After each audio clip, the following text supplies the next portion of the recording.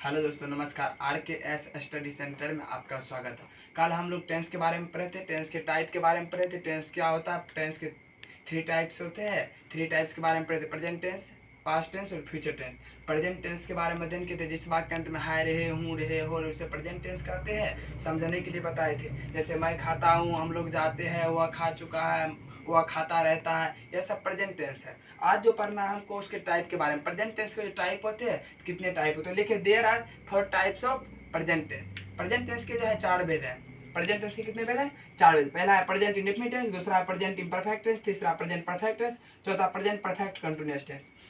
यदि प्रेजेंट का बोले तो यहाँ पे प्रेजेंट लगा देंगे, प्रेजेंट इंडेफिनिट टेंस। यदि पास्ट का बोले तो यहाँ पे पास्ट लगा देंगे, तो पास्ट इंडेफिनिट टेंस हो गया। यदि फ्यूचर का बोले तो यहाँ पे फ्यूचर लगा देंगे, future indefinite tense. Present tense का भी 4 गो भेद है, पास्ट टेंस का भी 4 गो भेद और फ्यूचर टेंस का भी 4 गो भेद। बस यहाँ पे प्रेजेंट टेंस का भेद लिखना है तो प्रेजेंट टेंस यहाँ पे लिख देंगे। यदि पास्ट का लिखना है तो यहाँ पे पास्ट लिख देंगे, तो पास्ट का 4 टाइप्स। और उसके बाद यदि फ्यूचर का लिखना है तो फ्यूचर लिख देंगे, उसका 4 टाइप्स हो जाएगा। तो यहाँ पे लिखे प्रेजेंट इंडेफिनिट टेंस, जिसका हिंदी होता है सामान्य वर्तमान काल। सामान्य वर्तमान काल। उसके बाद लिखे प्रेजेंट इम्परफेक्ट, जिसका हिंदी होता है अपूर्ण वर्तमान काल।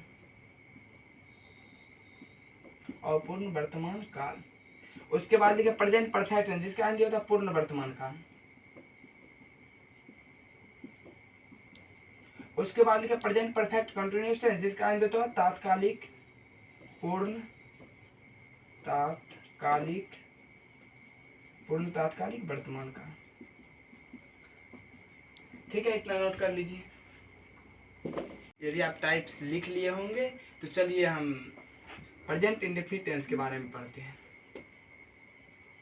प्रेजेंट इंडेफिनिट,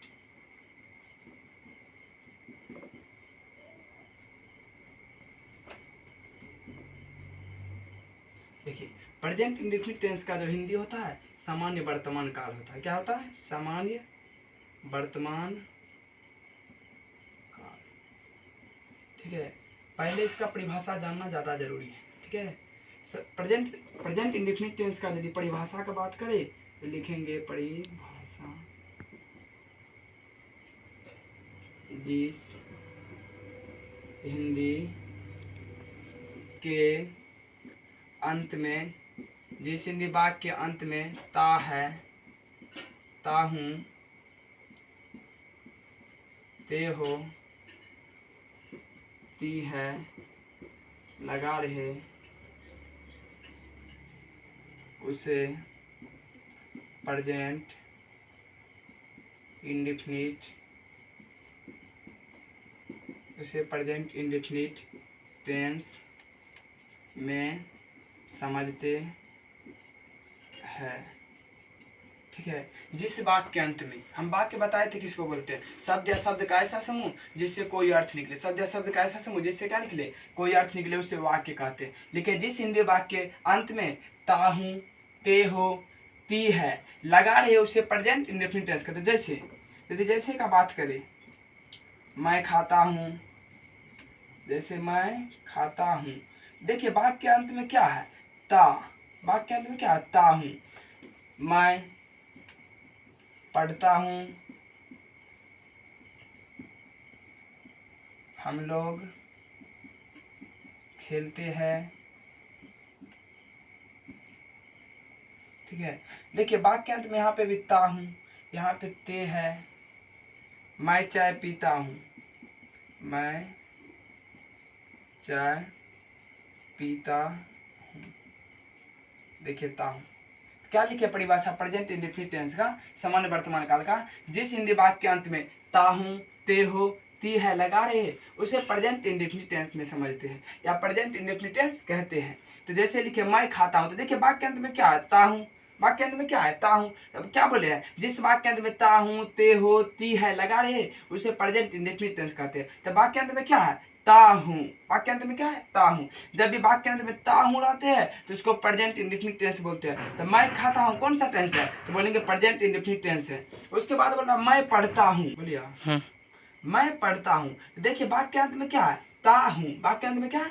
ता हूँ। यहाँ पे लिखे है जिस वाक्य के अंत में ता हूँ लगा रहे उसे भी प्रेजेंट इंडेफिनिट टेंस बोलते हैं। उसके बाद लिखा है ते है, ते है, तो ते है, ठीक है। जब ते है वाक्य के अंत में ता हूँ, ती है, ते हो लगा रहे तो उसे प्रेजेंट इंडेफिनिट टेंस बोलते हैं। तो ये भी कौन टेंस है? Present indefinite tense. लिखे मैं चाय पीता हूँ, तो वाक्य के अंत में क्या है?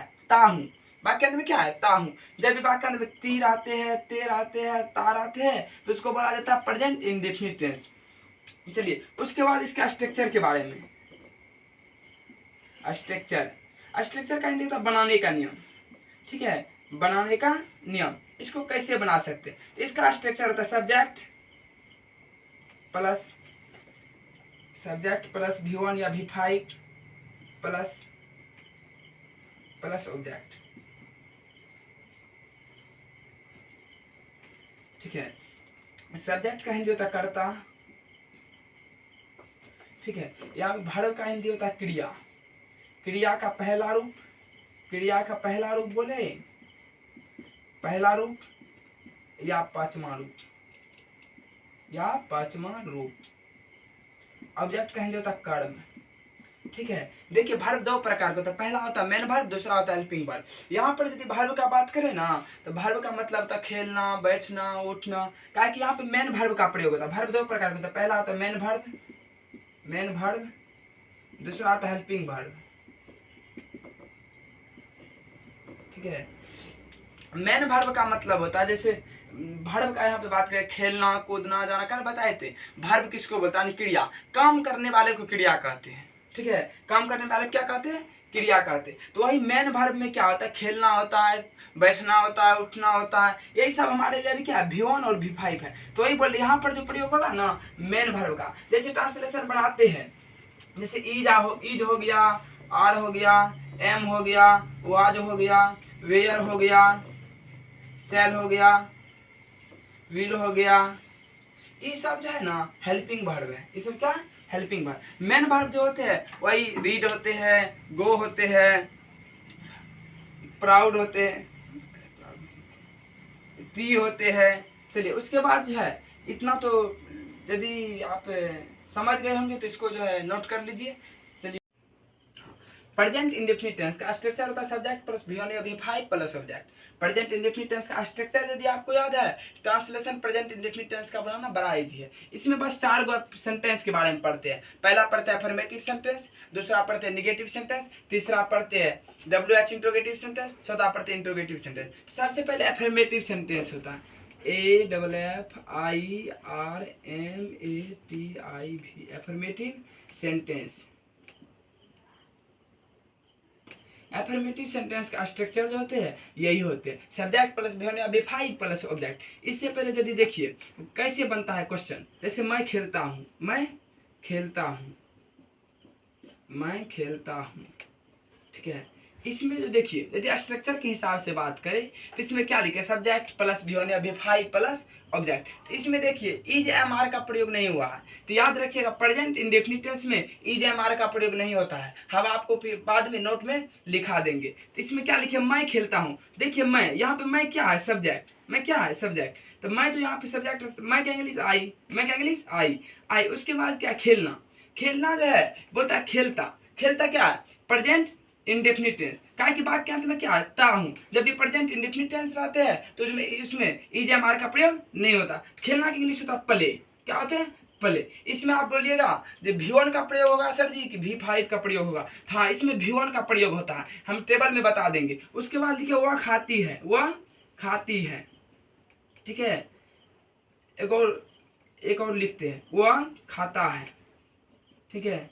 देखिए यहाँ पर जो बोल रहे वह खाती है, तो यहाँ पे किसी स्त्री के बारे में बोल रहा होगा, ठीक है। यहाँ पर यदि बोल रहे वह खाता है यानी किसी पुरुष के बारे में बोल रहा होगा, ठीक है। यहाँ पर यदि बोल रहे वह खाती है यानी किसी लड़की को बोल रहे हैं, वह खाता है यानी किसी लड़के को बोल रहे हैं। तो क्या बोल रहे वह खाती है, तो वह यहाँ पर जो है 2 प्रकार के होते हैं। यदि टेबल में बताएंगे, यदि स्त्री का बात करें तो वहाँ पे सी का प्रयोग करते हैं, यदि पुरुष का बात करें तो वहाँ पे ही का प्रयोग करते हैं। क्या लिखेंगे? सी। खाना की क्या होती है? ईट, ठीक है। ईट होते हैं तो यहाँ पे ऐसे लगा देंगे, क्या है कि हम बताएंगे टेबल में जो V5 का प्रयोग कहाँ पे होता है और V1 का प्रयोग कहाँ पे होता है। उसके बाद वह खाता है, ही ईट्स, तो चलिए टेबल की बात करते हैं। टेबल,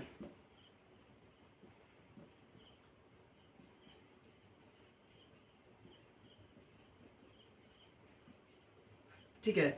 टेबल में सबसे पहले अपने लोग को नंबर जानना अनिवार्य है। सिंगुलर नंबर किसे कहते हैं, प्लूरल नंबर किसे कहते हैं, फर्स्ट पर्सन किसे कहते हैं, सेकंड पर्सन किसे कहते हैं और थर्ड पर्सन किसे कहते हैं। अपने लोग सिंगुलर नंबर का मतलब होता है जिसमें एक व्यक्ति हो या एक वस्तु हो, जिसमें क्या हो, एक व्यक्ति हो या एक वस्तु हो, उसे सिंगुलर नंबर कहते हैं। जिसमें एक से अधिक व्यक्ति या वस्तु हो उसे प्लूरल नंबर कहते हैं। यदि फर्स्ट पर्सन का बात करें तो बोलने वाले को फर्स्ट पर्सन कहते हैं, जिसके बारे में बोला जाए सेकंड पर्सन, जिसके विषय में चर्चा किया जाए थर्ड पर्सन। तो चलिए टेबल लिखते हैं। सबसे पहले यहाँ पे लिखेंगे पर्सन, पर्सन, यहाँ पे लिखेंगे फर्स्ट पर्सन,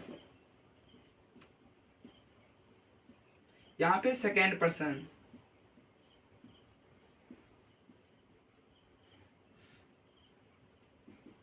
यहाँ पे थर्ड पर्सन, ठीक है। चलिए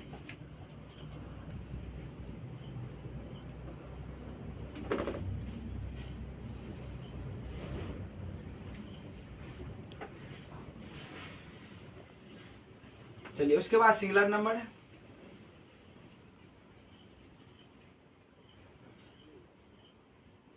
उसके बाद प्लूरल नंबर,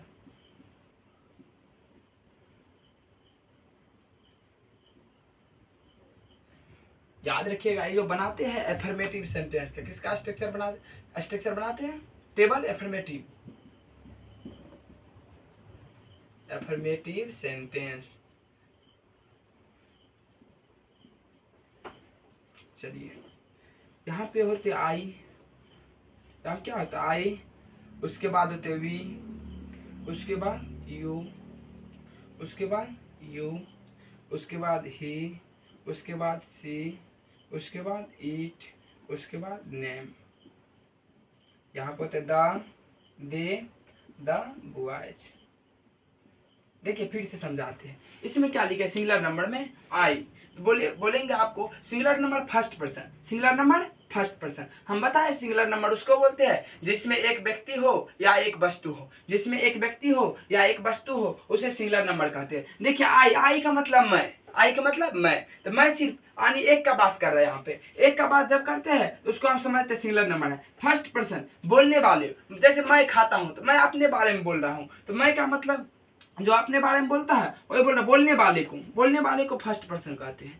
बोलने वाले को क्या कहते हैं, बोलने वाले को फर्स्ट पर्सन कहते हैं, बोलने वाले को फर्स्ट पर्सन कहते हैं। जिसके बारे में बोला जाए, जिसके बारे में बोला जाए, हाँ जिसके बारे में बोला जाए उसे सेकंड पर्सन कहते हैं। जिसके विषय में चर्चा किया जाए, जिसके विषय में चर्चा किया जाए उसे थर्ड पर्सन कहते हैं। सिंगुलर नंबर जिसमें एक व्यक्ति हो, ठीक है, एक व्यक्ति या एक वस्तु, ठीक है, एक व्यक्ति या वस्तु का वो दूसरे सिंगुलर नंबर कहते हैं। जिसमें एक से अधिक, ठीक है, एक से अधिक व्यक्ति हो, ठीक है, या वस्तु हो, ठीक है, एक से अधिक व्यक्ति हो या वस्तु हो उसे प्लूरल नंबर कहते हैं। सिंगुलर नंबर में एक व्यक्ति या एक वस्तु उसे सिंगुलर नंबर कहते हैं। बोलने वाले को फर्स्ट पर्सन कहते हैं, जिसके बारे में बोला जाए उसे सेकंड पर्सन कहते हैं, जिसके विषय में चर्चा किया जाए उसे थर्ड पर्सन कहते हैं। देखिए क्या लिखा आई, तो बोलेंगे आई कौन सा नंबर है, तो बोलेंगे आई का मतलब मैं,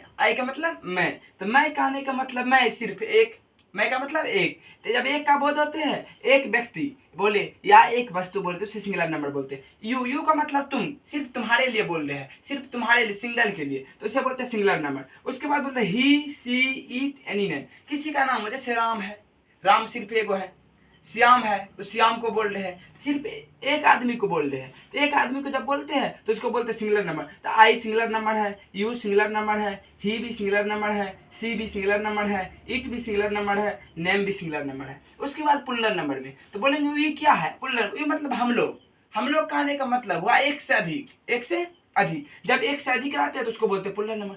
यू का मतलब जो यहाँ पे होते हैं तुम होते हैं, यहाँ पे क्या होते हैं तुम या आप, ठीक है। जब छोटे रहते हैं तो उसको यू बोलते हैं, यू मतलब तुम। यदि बड़े रहते हैं तो उसको यू बोलते हैं, तो यू मतलब आप, ठीक है। यहाँ पर जो यू होते हैं, यू का मतलब तुम लोग या आप लोग, तुम लोग या आप लोग, ठीक है। यहाँ पर यू का मतलब होते हैं तुम लोग होते हैं या आप लोग होते हैं। तुम लोग का मतलब एक से अधिक, आप लोग का भी मतलब एक से अधिक। दे मतलब वे लोग, दे मतलब वे लोग। वे लोग कहने का मतलब होता है एक से अधिक। वे लोग कहने का मतलब क्या होते हैं, एक से अधिक। द बॉयज यानी लड़के, लड़के के बारे में बोल रहे तो ये पता नहीं है कि एक लड़के के बारे में बोल रहे हैं। जब भी लड़के के बारे में बोलते हैं तो एक से अधिक लड़के के बारे में बोलते हैं। चलिए, यदि इसका हम प्रेजेंट इंडेफिनिट टेंस में एफर्मेटिव सेंटेंस बनाएंगे टेबल का, तब क्या होगा देखिए। देखिए जैसे खेलना, जैसे क्या लिखे, इस सब में खेलना लगा दीजिए एक बार, खेलता हूँ, ठीक है। जैसे क्या लिखा, आई ईट, ठीक। इसमें भी लिखे वी ईट, इसमें भी यू ईट, यू ईट, इसमें भी यू ईट, इसमें भी ओ इट्स, इट्स मतलब था खाना, गलत है। इसका जो है हम टेबल बनाते हैं, तो I play, we play, you play, you play, they the boys play, इसमें हो जाएगा प्लेस, ठीक है। काहे लिखे, काहे कि देखिए हम बताएंगे नोट में सिंगुलर नंबर और third person, singular number third person याद कर लीजिए। देखिए आपका ट्रांसलेशन बड़ा ही बेहतर हो जाएगा। याद कर लीजिए, सिंगुलर नंबर थर्ड पर्सन में जो होते हैं V5 का प्रयोग होता है। देखिए इसमें भी प्ले, प्ले का मतलब भर्ब है। प्ले का मतलब क्या है, भर्ब यानी खेलना। प्ले का मतलब खेलना। क्या बोल रहे हैं, आई प्ले, मैं खेलता हूँ, मैं खेलता हूँ, मैं खेलता हूँ, आई प्ले, मैं खेलता हूँ, आई प्ले। तो मैं का मैं का इंग्लिश होता है आई, खेलना को होते प्ले। काहे कि देखिए यहाँ पे इजमार इसी कारण नहीं दिया है, काहे कि हम बताए प्रेजेंट इंडेफिनिट टेंस में इजमार का प्रयोग नहीं होता। हार है, हूर है, होड़ है, उसका अंग्रेजी नहीं होता, ठीक है। तो नोट्स में आप लोग लिख लीजिए जिससे आप लोग को याद रहेगा। प्रेजेंट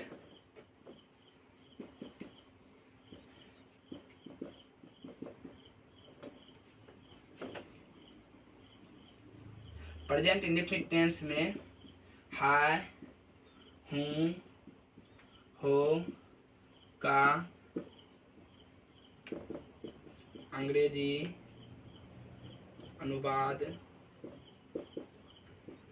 अंग्रेजी अनुवाद नहीं होता है, ठीक है। प्रेजेंट इंडेफिनिट टेंस में है, हूँ का अंग्रेजी अनुवाद नहीं होता। तो वही लिखा, आई प्ले, मैं खेलता हूँ, वी प्ले, हम लोग खेलते हैं, हम लोग खेलते हैं, ठीक है।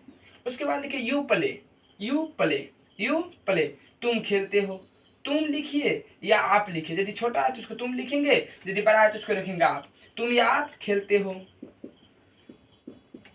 तुम या आप खेलते हो, तुम लोग खेलते हो, तुम लोग या आप लोग खेलते हैं,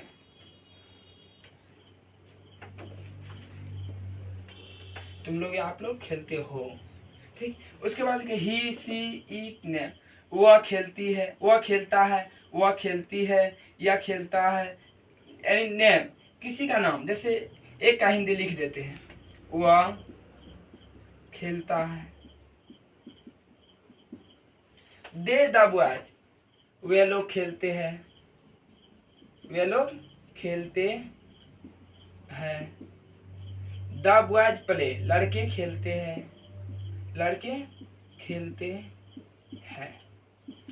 यदि आपको टेबल याद है समझ लीजिए टेंस इजी है। जैसे आई याद रखना कैसे, देखिए आई we, you, he she it name, they the boy, बस टेंस में कुछ नहीं है। प्रेजेंट इंडेफिनिट टेंस का अफर्मेटिव सेंटेंस में कुछ नहीं है। जिस वाक्य में ता है, ती है, ते है लगा उसे प्रेजेंट इंडेफिनिट टेंस कहते हैं, इसमें कुछ नहीं है। बस याद रखना चाहिए table I we, you, he she it, any name, they the boy. यानी कहने का मतलब इसमें भी देखिए, इसमें भी प्ले, प्ले V1 है, प्ले यहाँ पे भी V1 है, यहाँ पे भी V1 है, यहाँ पे भी V1 है, यहाँ पे भी V1 है, लेकिन यहाँ पे V5 है। याद रखिएगा सिंगुलर नंबर थर्ड पर्सन, कहाँ पे, सिंगुलर नंबर और third person. Singular number third person कहने का मतलब होता है ही, सी, इट, नेम, एनी नेम, कोई भी नाम का हो, ठीक है, कोई भी नाम हो उसमें जो है V5 का प्रयोग होता है। याद रखिएगा, सिंगुलर नंबर थर्ड पर्सन में V5 का प्रयोग होता है। बाद में नोट में लिखा देंगे, ठीक है, फिर भी याद रखना आप लोग को ज्यादा जरूरी है। उसके बाद इसका परिभाषा, इसका परिभाषा, इसका परिभाषा, इसका परिभाषा और इसका परिभाषा आप नोट कर लीजिए कॉपी में। एक जिसमें एक व्यक्ति या वस्तु का बोध हो उसे सिंगुलर नंबर कहते हैं, जिसमें एक से अधिक व्यक्ति या वस्तु को बोध उसे प्लूरल नंबर कहते हैं। बोलने वाले को फर्स्ट पर्सन, जिसके बारे में बोला जाए सेकंड पर्सन, जिसके विषय में चर्चा किया जाए थर्ड पर्सन। उसके बाद इसके 4-5 नोट है, ठीक है, नोट लिख लीजिए। उसके बाद तब प्रेजेंट कंटीन्यूअस टेंस या उसको इम्परफेक्ट टेंस भी बोलते हैं, ठीक है, उसके बारे में थोड़ा अध्ययन करेंगे, ठीक है। तो नोट थोड़ा जो है लिख लीजिए। प्रेजेंट इंडेफिनिट टेंस का नोट है, ठीक है। पहला है प्रेजेंट इंडेफिनिट टेंस में है, हूँ, हो का अंग्रेजी अनुवाद नहीं होता, ठीक है। क्या लिखा है? प्रेजेंट इंडेफिनिट टेंस में है, हूँ, हो का अंग्रेजी अनुवाद नहीं होता। जैसे देखिए, जैसे में क्या लिखेंगे, मैं खेलता हूँ, मैं खेलता हूँ। देखिए क्या लिखे है इसका, आई प्ले। देखिए आई का मतलब मैं, प्ले मतलब खेलना। तो कहने का मतलब क्या हूँ और है का अंग्रेजी यहाँ पे नहीं देते हैं, इसी कारण इसको लिख दिया। क्या कि इसका स्ट्रक्चर होता है सब्जेक्ट प्लस V1 या V5 प्लस ऑब्जेक्ट। हम लोग स्ट्रक्चर के हिसाब से चलते हैं। दूसरा क्या है, present indefinite tense, present indefinite tense के singular number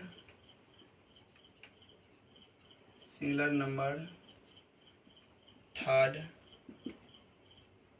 present indefinite tense के सिंगुलर नंबर थर्ड पर्सन में V5 का प्रयोग होता है। तुम लोग बोलेगा सर जी V5 का प्रयोग होता है, V5 होता है क्या? तो इसके कारण तीसरा नंबर में लिख देते हैं V5 का प्रयोग, ठीक है, V5 का प्रयोग।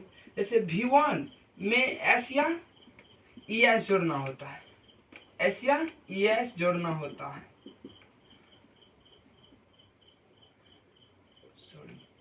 जोड़ना होता है, ठीक है। तो याद रखिए V5 का प्रयोग का मतलब, V5 का मतलब होता है V1 में S जोड़ना है, V1 में क्या जोड़ना है, S जोड़ना है या ES जोड़ना है। तो कहाँ पर S जोड़ते हैं और कहाँ पर ES जोड़ते हैं? देखिए आपने लोग पढ़े अल्फाबेट के बारे में। तो अल्फाबेट कितने हैं? 26। कितने हैं? 26। जिसमें आपने लोग वोवेल के बारे में पढ़े हैं और कॉन्सोनेंट के बारे में पढ़े हैं, ठीक है। वोवेल क्या होते हैं? ए, ई, आई, ओ, यू। उसी में एक और बात होती है सेमी वोवेल, W और Y। उसके सिवा जो भी बचल रहते हैं अल्फाबेट में उसको बोला जाता है कॉन्सोनेंट। तो कॉन्सोनेंट जो होते हैं, ठीक है, तो यहाँ पे लिखते हैं क्या चौथा नंबर में, देखिए वर्ब के अंत में जब, ठीक है, वोवेल रहे तब उसमें ES लगता है, ठीक है। वर्ब के अंत में जब वोवेल आता है तो उसमें क्या लगता है? ES लगता है। देखिए क्या लिखे, वर्ब के अंत में जब वोवेल आता है तो उसमें ES लगता है जब वर्ब के अंत में, ठीक है, जब वर्ब के अंत में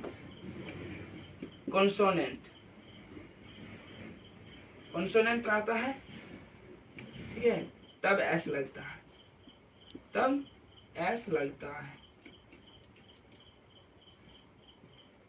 ठीक है। वर्ब के अंत में जब वोवेल आता है तब उसमें ES लगता है, वर्ब के अंत में जब कॉन्सोनेंट रहता है तब क्या लगता है? S लगता है। क्या लगता है? S। जैसे कहने का मतलब देखिए खेलना, ठीक है, खेलना और उसके बाद जाना, ठीक है। खेलना के इंग्लिश होते हैं प्ले, क्या होते हैं? प्ले। और जाना के इंग्लिश गो। आप बोलिएगा इसका है V5 कीजिए, इसका क्या कीजिए? V5 कीजिए। जैसे खेलना के इंग्लिश होता है प्ले, तो V1 हो गया। जाना के इंग्लिश होता है गो, तो ये भी V1 हो गया। इसका V5 बनाना है। हम क्या बताएं, जब भी वर्ब के अंत में वोवेल रहे, वर्ब के अंत में क्या रहे? वोवेल। तो वोवेल किसको बोला जाता है? ए को, ई को, आई को, ओ को और यू को।